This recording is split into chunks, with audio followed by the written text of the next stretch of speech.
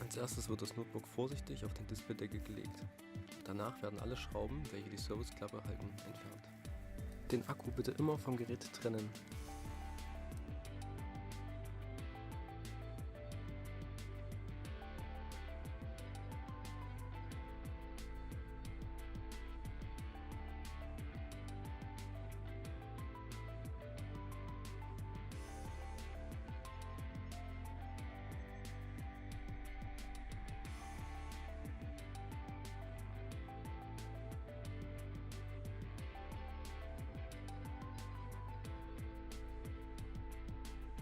Bitte darauf achten, dass es Schrauben mit unterschiedlichen Bindelänge geben kann. Diese müssen dann später wieder an ihre ursprüngliche Position.